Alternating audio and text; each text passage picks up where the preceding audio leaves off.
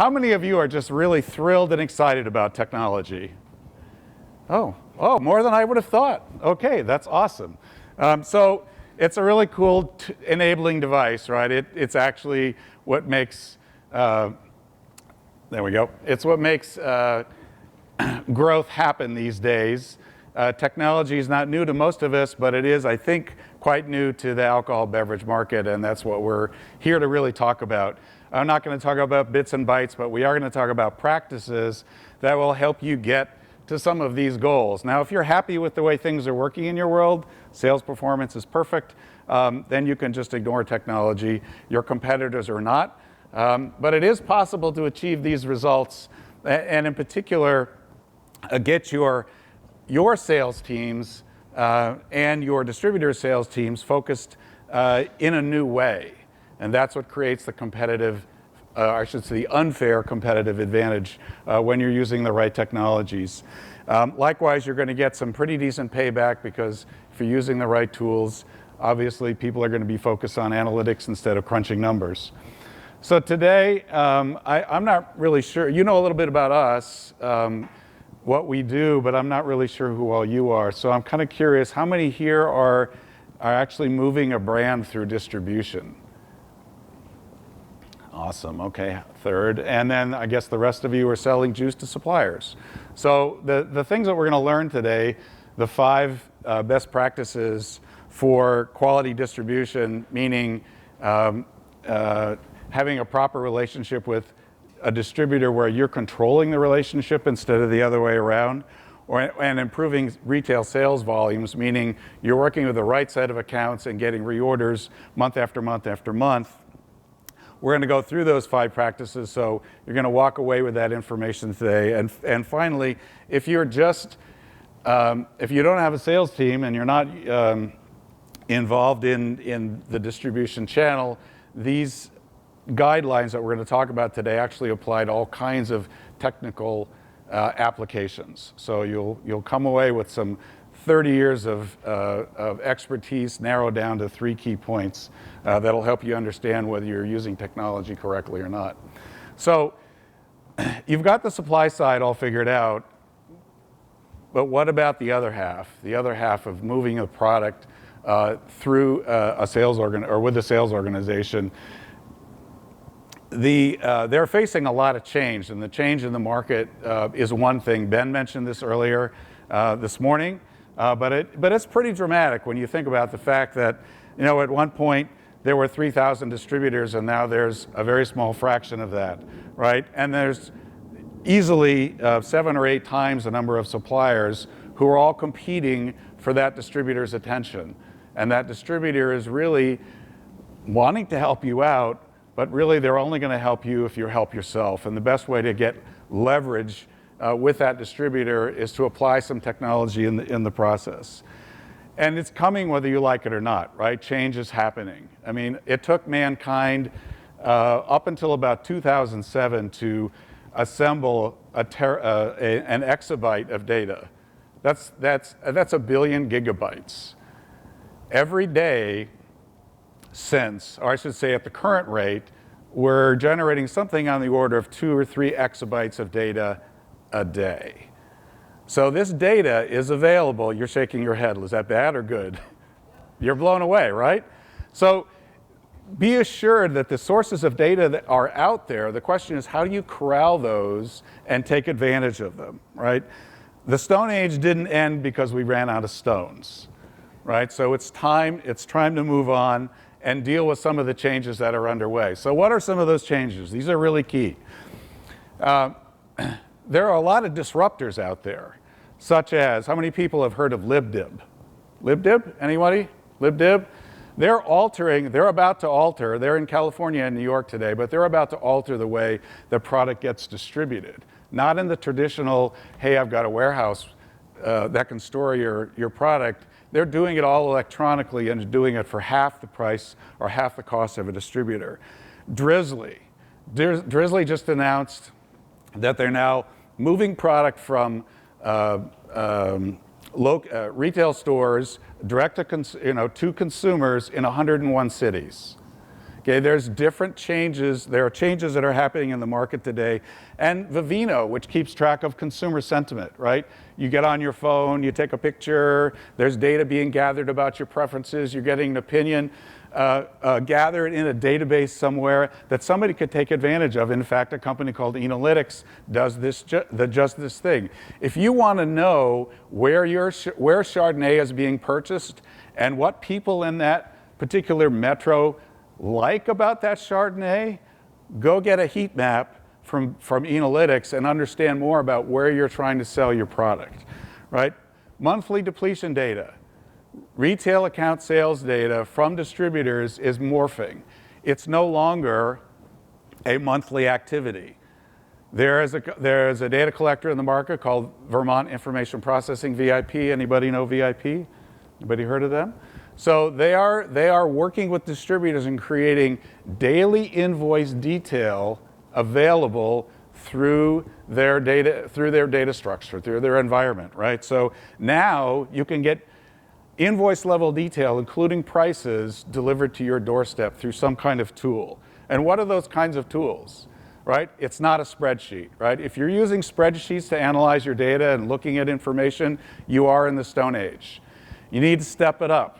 You need to join the revolution that's underway with business information warehouses and real analytics tools that are kind of drag and drop and very simple to use these days. They're inexpensive. So the days of using spreadsheets to analyze your data and spending a lot of time, or your staff spending a lot of time, are over. And of course, my favorite CRM, Ben's favorite CRM, you know, it's kind of a big brother tool historically, but there are tools today that are changing the way that works. What if you had access to all of that data tied to an account, tied to a distributor, that allowed you to analyze the information and then proactively plan your approach to the market? So instead of, hey, what did you do for me lately? It's, what can I do today to actually talk to those accounts that actually matter to me? So, oops. So who are those accounts? Okay, you saw this chart earlier, interestingly enough. This is actually a real producer of wine. 200,000 cases. This is their real data. 14% out of their 3,400 accounts generates 80% of their business. 476 accounts. How many sales reps do they have? 10. Okay, is that the right number of sales reps? Could be, depends on the product mix. But how do you harness and focus your reps when you've got a pile of 3,400 accounts sitting in a spreadsheet somewhere? You need some kind of technology. So while a lot of stuff is changing in the world, this isn't. The 80-20 rule still rules. The other thing that influences your decision about tools and technology, because it's one thing, because there's a bunch of it out there. It's like, how do you decide? You have to figure out what's your route to market? Where do you fit in the profile here that we're showing on the right? Are you an emerging brand?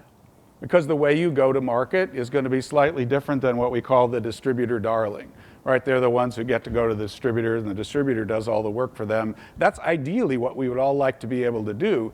But out of the 20,000 suppliers that are in the alcohol beverage market today, that's a rare few that get to do that. Most of us are down here, either in emerging or in the classic blend, where you've got some in chain, some in distribution, some focused on retail accounts. So where you are in that stack influences the kind of tool and data that you need, and likewise your sales maturity. So this chart actually demonstrates the idea that as you move from what I call the chaos or heroic stage, the constant firefighting to get the next sale, your processes hopefully become more and more mature, meaning they're more repeatable, and therefore your sales volumes go up. And you begin to do things a little differently. And what you should be doing a little bit differently is actually spending time being proactive. Okay, so how do you plan? You need a tool to do that. You can't do that with a spreadsheet. You need some kind of database. And dealing with leading indicators. What are the things that when you do it in market actually moves the needle? So hopefully you know what those things are, and if you don't, you need some kind of analytics tool to figure that out. but it is those companies that are dealing with these massive amounts of data, that are focused on the leading indicators, that allow them to target their sales reps on the right accounts and achieve the kind of volume that they want to achieve. Double-digit growth year after year is totally doable and totally possible if you have the discipline to do it. So 5 best practices to improve distribution quality. Change the balance of power with your distributors, right? You have to show that you're doing your part. Means when you go visit the distributor, if you've had your reps out in the field calling on the right accounts and calling on the accounts calling on the right accounts and then going to them and saying, look, here's what we've done. We want you to take this and do the next thing. Or here's the accounts that we want you to focus on. It completely changes the conversation with your distributor, right? When you've got that in your hand, your own data set, you can now set goals, not only for your sales team, but also for the distributor's sales team. Close the loop, okay? It's not enough to go make calls on accounts. You actually need to communicate back to the distributor and say, okay, hey, I got an order commitment. If you predictably communicate with distributors, you will get them accustomed to the idea that they need to go put POS in this account for you. They need to go process this order. And guess what? You've now risen above the fray because you're operating differently than anybody else is. And you're helping them help you, right? Follow the money. This is why you paid the big bucks to get here, right? Track order commitments to RAD, okay? If you have field people, if you have that $200,000, $150,000 sales rep in the field and they're getting order commitments, but you're not following where the money goes, that is to say you get the depletion to happen, then you really don't know what kind of effect your reps are having in the field. So automate trade program spend, right? Another area of opportunity when you're dealing with, when you're executing a bunch of programs with distributors, the technology exists today to manage and automatically take feeds from distributors, that feeds into your accounting system, that gives you absolute control on what's going on in the market. And if you've got that daily invoice detail, now you're starting to be able to pair up much more immediate information, a 3-day lag, you do a promotion, you get the data 3 days later. Now you understand whether what you're doing in the field actually is functioning the way you want it to.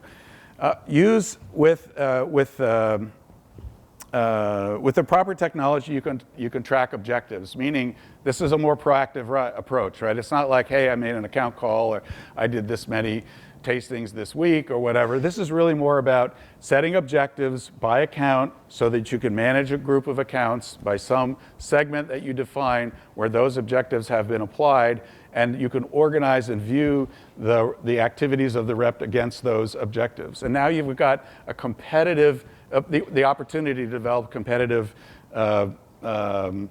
culture across your sales organization. Fish where the fish are. Ben went over this, right? Not all accounts are created equal. Absolutely true. Stop depending on your distributors and create your own key accounts. If you go to your distributors and say, hey, I'd like to have an account list. Well, you're getting the same account list that everybody else gets. When you go to the distributor and you say, here are the accounts we want you to work on, and here's why, and here's what we're going to do in the field, changes the game with the distributor completely. Show and sell. Okay, this is the digital world. Everybody has an iPhone. We all get content on our phone that way. So every tool that you look at ought to have the ability to show a presentation, to deliver to somebody else's phone or their email system while you're standing in the account the latest review on your product, or or a really good display, a really good end cap display. This is how we like to have our products shown, and here's the way you do that or assemble it. So 5 best practices to improve your sales performance in the field.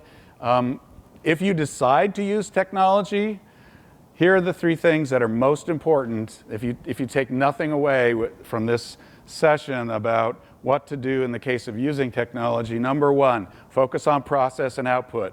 It's really simple. This is 30 years of experience talking It's process, meaning how do you want to do your work, or how do you do your work? Make sure the tool can do it the way you want it to, and are you getting out of it what you need to be able to do it, need to be able to do. You can't automate heroics, so clearly you have to have a process in place. This is a marathon, not a sprint, and adoption is the biggest issue you're going to face with any of these technologies. How do you make that happen? Crawl, walk, run your way to it. Pick one or two things. Don't try to eat the elephant all at once, right? Focus on meaningful process-oriented goals like points of distribution, not accounts sold, right? And not activity volume, right? It's not about how many accounts you see. It's what do you do in those accounts that actually move the needle.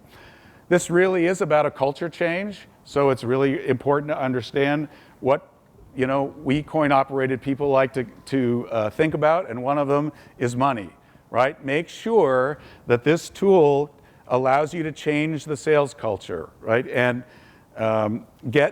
you have to work with your sales team to focus on the 20% of the accounts that generate 80% of the revenue.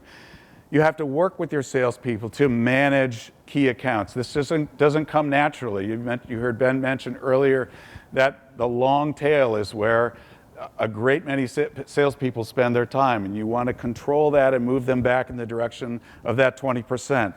Put up a dashboard that has metrics that allows the rep to see how they compare to metrics that maybe are tied to their comp, or metrics that are displayed for the benefit of the entire sales organization, create a competitive set.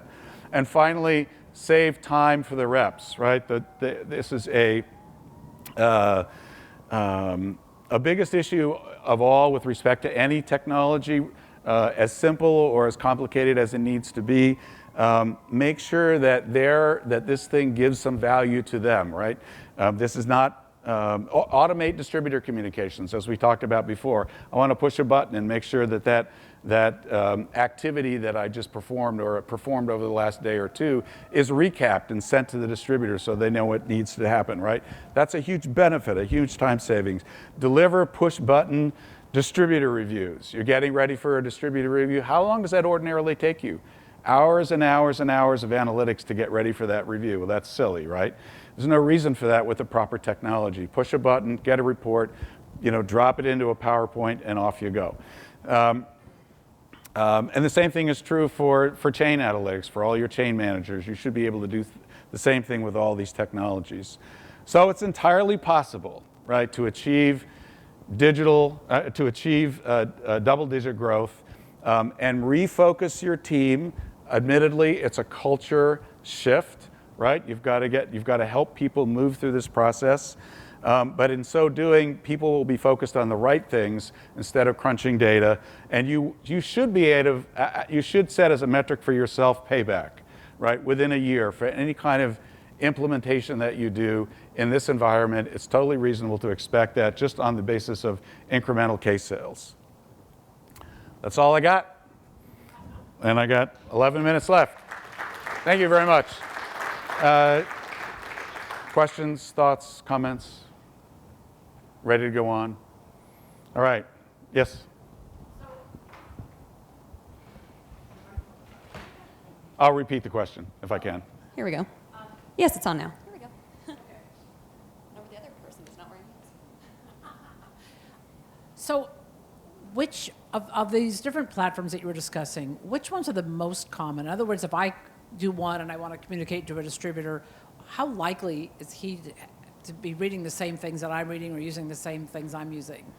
And is there a more industry accepted one? Oh, I see. I think you're asking whether there's what level of integration there is between, say, your organization and the distributor, and what's the best way. Hey, guess what? It's email.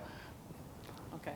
That sounds silly, right? Who reads email? Right, exactly. There's other ways, right? There's other ways, right? So you can create, in a lot of these tools, you can create schedules for automated reporting, right? So in the case of so let's say you set up goals with your distributor, right? And you want to keep them honest.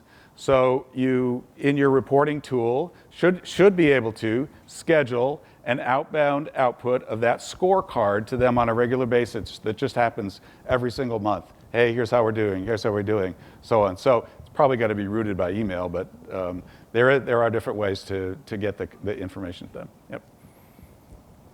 Right here. And focusing on those 20% of accounts that give you 80% of performance, how do you also balance growing your business and growing into more accounts? So that's about time allocation, right? So if you have, well, think back on that chart, right? So there were 3,400 accounts, or total accounts, right? And it's 200,000 cases, so not small. But they had 10 salespeople responsible for, 467 accounts, right? That's 40 each or 45 each. So 45 each. How many accounts should they be managing? 100 to 150. So what are they doing with the rest of their time, right? So the question you would want to ask is, where can we get more of those accounts that are like those 467?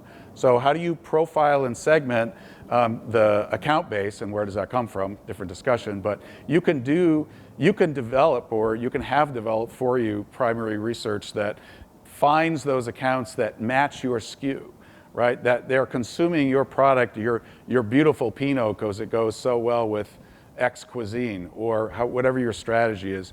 Develop that account, load it in the database, say it's a key account or a target account, and then make the rep responsible for focusing on that, check the results, commits to RAD, and keep developing, right?